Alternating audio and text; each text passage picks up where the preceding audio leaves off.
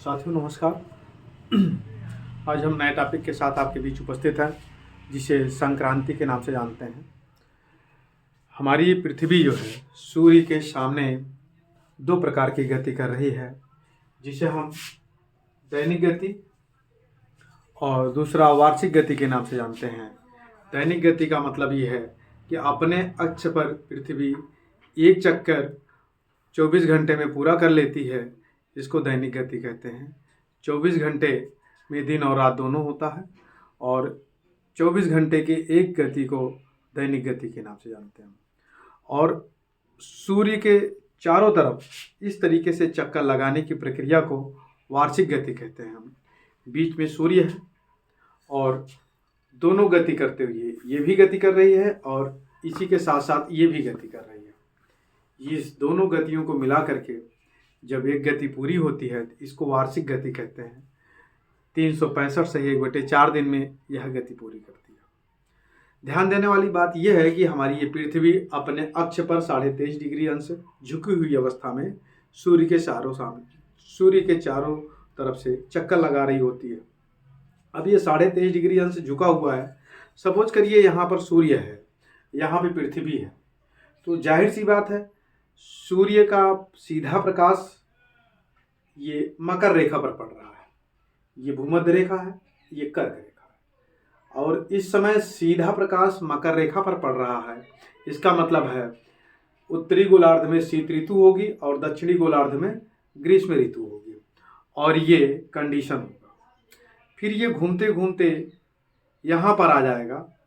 तो ध्यान दीजिएगा, जब यहाँ पर रहेगा तो ये लगभग आपका दिसंबर का महीना होगा, 22 दिसंबर। उसके बाद जब ये घूमते घूमते यहाँ पर आ जाएगा तो सूर्य की किरण सीधा भूमध्य रेखा पर पड़ेगी। वो 21 मार्च की अवस्था होगी, दिन रात बराबर की अवस्था होगी, दोनों गोलार्धों पर दिन रात बराबर होंगे। फिर ये घूमते घूमते इधर आ गया, तो अब ये कंडीशन होने की वजह से सूर्य की सीधी किरण यहाँ पर पड़ रही है कर्क रेखा पर, और यहाँ पर तिरछी किरण पड़ रही है। उत्तरी गोलार्ध में दिन बड़े और रात छोटे होने लगेंगे, गर्मी का मौसम होगा, और दक्षिणी गोलार्ध में रात बड़ी और दिन छोटा होगा, शीत ऋतु का मौसम होगा। और ये कर्क संक्रांति की अवस्था मानी जाएगी।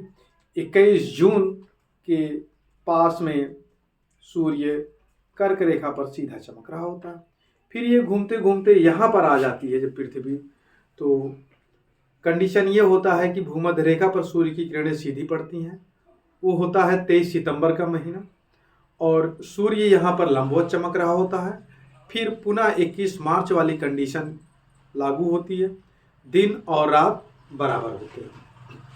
फिर से ये घूमते घूमते यहाँ पर आ जाती है, तो ये कंडीशन होता है मकर रेखा की 22 दिसंबर की, और उत्तरी गोलार्ध में दिन बड़ा रात छोटी, गर्मी का मौसम होता है। दक्षिणी गोलार्ध में दिन बड़ा और रात छोटी, ये गर्मी का मौसम होता है। उत्तरी गोलार्ध में दिन छोटा और रात बड़ी, सर्दी का मौसम होता है। पुनः ये घूम करके यहाँ पर आ जाता है। इस तरीके से ये वर्ष में एक चक्कर जब पूरा करता है, इसे कहते हैं वार्षिक गति। साथियों, इसकी इन्हीं दोनों गतियों में से ये वार्षिक गति बहुत महत्वपूर्ण गति है। इसी पे संक्रांति का निर्माण होता है। क्योंकि आप देख रहे हैं पृथ्वी ये 23.5 डिग्री झुकी हुई है, तो इसी झुकी हुई अवस्था में एक ही तरफ से इसका एंगल रहता है, ऐसे ही एंगल रहेगा। ये सदैव ऐसे इधर इसी एंगल में झुकी हुई रहेगी। यहाँ भी रहेगी तो यही एंगल रहेगा, यहाँ भी रहेगी, यहाँ भी रहेगी, यहाँ भी आ जाएगी। यानी प्रत्येक अक्ष पर, प्रत्येक बिंदु पर पृथ्वी का जो अक्ष है एक ही तरफ झुका होगा, इसलिए ये संक्रांतियां पैदा होती हैं। अब देखने वाली बात यह है कि ये हमारी पृथ्वी है, पृथ्वी पर ये भूमध्य रेखा है, कर्क रेखा है, और ये मकर रेखा है। अभी 22 दिसंबर बीता है, आज 29 दिसंबर है। 22 दिसंबर को सूर्य मकर रेखा पर सीधा चमक रहा था। सबसे बड़ा दिन मकर रेखा पर स्थित देशों में था, और सबसे छोटा दिन आपके भारत में था, क्योंकि भारत के बीचों बीच से कर्क रेखा गुजरी हुई है। ये भारत का मानचित्र है, ये कर्क रेखा है। कर्क रेखा एकदम बीचों बीच से गुजरी हुई है, इसलिए भारत में सबसे छोटा दिन और सबसे लंबी रात, लगभग 10 घंटा 30 मिनट के दिन थे और शेष रात थे। 24 घंटे में ही इसका बंटवारा करेंगे। 22 दिसंबर के बाद सूर्य उत्तरायण हो गया, यानी यहीं से उत्तर की तरफ ये चल पड़ा। 6 महीने तक उत्तरायण रहेगा और 6 महीने जब कर्क रेखा पर पहुंच जाएगा 21 जून को, फिर यहां से ये दक्षिण की ओर मुंह कर लेगा तो ये दक्षिणायन कहलाएगा। तो 6 महीना उत्तरायण और 6 महीना दक्षिणायन की स्थिति रहती है। अब इस समय सूर्य उत्तरायण हो चुका है दक्षिणी गोलार्ध में। अब दिन मान घटने लगे हैं और रात की वैल्यू बढ़ने लगी है, और अपने यहाँ हम लोग कर्क रेखा पर हैं तो यहाँ दिन मान बढ़ने लगेगा और रात की वैल्यू घटने लगेगी। इस तरीके से ये जो स्थितियां बन रही हैं, मकर संक्रांति, भूमध्य संक्रांति, कर्क संक्रांति, 22 दिसंबर को मकर संक्रांति, 21 मार्च को और 23 सितंबर को भूमध्य या विषुवत संक्रांति और 21 जून को कर्क संक्रांति की स्थिति बन रही है। ये पृथ्वी के झुकाव की वजह से बन रही है। साथियों, इसी को हम ध्यान में रखते हुए 22 दिसंबर को मकर रेखा पर होने की वजह से मकर संक्रांति कहते हैं, लेकिन भारत में मकर संक्रांति मनाई जाती है 14 जनवरी को। ऐसा क्यों? मकर संक्रांति रियल में हो रही है 22 दिसंबर को। भौगोलिक दृष्टिकोण से 22 दिसंबर को मकर संक्रांति की स्थिति होती है, लेकिन भारत में हिंदू धर्म के अनुसार 14 जनवरी को मकर संक्रांति होती है। हम लोगों के यहाँ खिचड़ी का त्यौहार मनाया जाता है और बड़े पैमाने पर पतंगबाजी होती है। ऐसा क्यों? क्यों नहीं हम 22 दिसंबर को मकर संक्रांति मनाते हैं? उसके पीछे धार्मिक कारण। साथियों, इसको हम समझने के लिए थोड़ा सा इस चित्र का अवलोकन करें। ये हमारा सूर्य है और ये हमारी पृथ्वी है। सूर्य के चारों तरफ एक दिशीय मार्ग पर पृथ्वी भ्रमण कर रही होती है। 365 से ये 1/4 दिन में हमारी पृथ्वी सूर्य का एक चक्कर लगाती है। इस क्रम में पहला माह होता है चैत का। ये मैं शक संवत की बात कर रहा हूँ, हिंदू कैलेंडर की बात कर रहा हूँ। दूसरा माह बैसाख, क्रमशः ज्येष्ठ, आषाढ़, सावन, भादव, अश्विन, कार्तिक, अगहन, पौष, माघ, फाल्गुन। ये 12 महीने होते हैं। 12 राशियां भी होती हैं।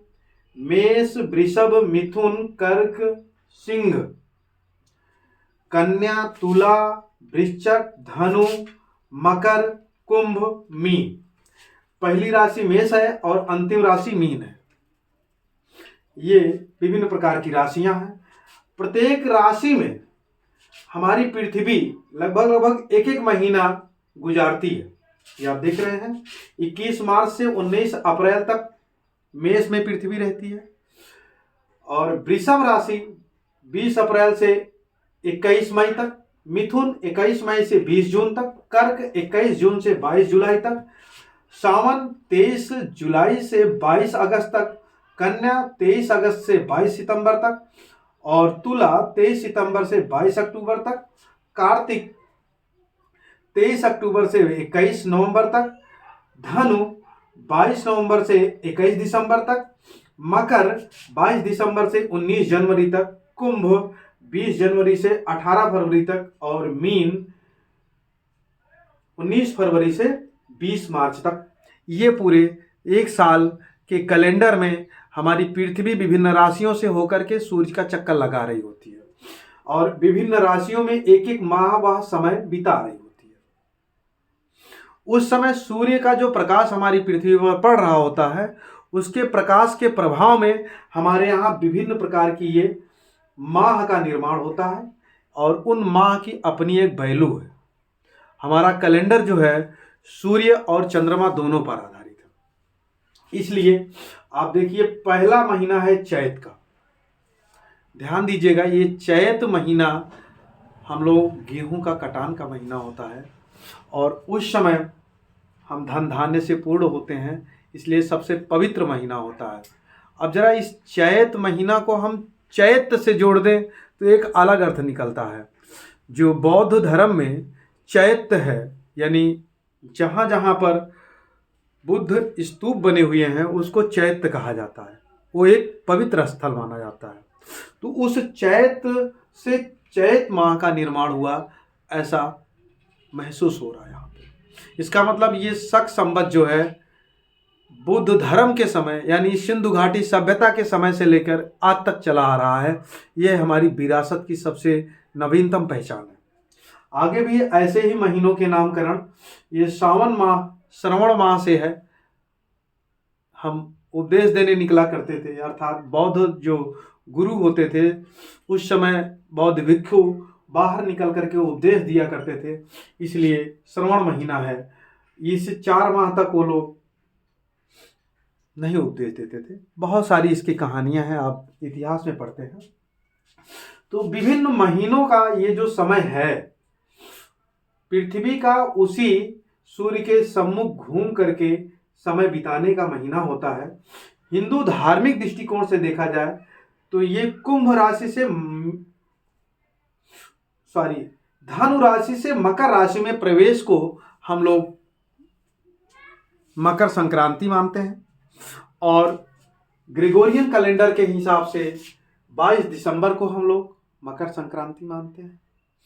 अब चूंकि दिनमान बड़ा होने लगता है, सूर्य की तेज हमारे यहाँ आने लगता है, लेकिन तुरंत हमारे यहाँ गर्मी नहीं बढ़ जाती है, गर्मी धीरे धीरे बढ़ती है और वो बढ़ते बढ़ते जब भूमध्य रेखा को पार कर जाता है, सूर्य अपने उत्तरी गोलार्ध में प्रवेश करता है, तो हमारे यहाँ गर्मी का महीना शुरू हो जाता है और 21 जून आते आते हम लोगों की धरती गर्म हो जाती है।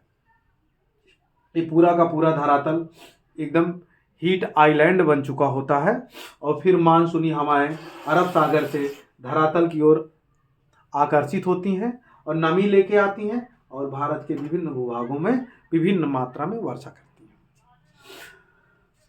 ये मकर संक्रांति के बाद जब भूमध्य या विषुव की स्थिति बनती है, भूमध्य संक्रांति की स्थिति बनती है, तो उस समय भूमध्य रेखा पर अर्थात पृथ्वी के बीचों बीच यहाँ पर सूर्य लंबवत चमक रहा होता है, इसलिए दोनों गोलार्धों पर दिन और रात की अवधि बराबर होती है। लेकिन ध्यान रहे, जब सूर्य दक्षिणी गोलार्ध पर सीधा चमक रहा होता है तो इस समय दक्षिणी ध्रुव पर 6 महीने के दिन की स्थिति बन जाती है और उत्तरी ध्रुव पर 6 महीने की रात की स्थिति बन जाती है। फिर लगभग 21 मार्च से 23 सितंबर तक 21 मार्च से 23 सितंबर तक 6 महीने का दिन यहाँ होता है। फिर 23 मार्च से 23 सितंबर से 21 मार्च तक 6 महीने का दिन यहाँ होता है। तो 6 महीने का दिन और 6 महीने की रात की स्थिति हमारे इस उत्तरी और दक्षिणी ध्रुव पर साल में बनती रहती है। जब यहाँ पर 6 महीने का दिन होता है तो उत्तरी ध्रुव में 6 महीने की रात होती है, जैसा कि अभी का कंडीशन यही है। इसलिए उत्तरी ध्रुव के ऊपर वायुमंडल में एक चुंबकीय मंडल है, वायुमंडल की एक अवस्था है, वहाँ के गैसें आयनीकृत हैं और उसमें चुंबकीय प्रभाव देखने को मिलता है।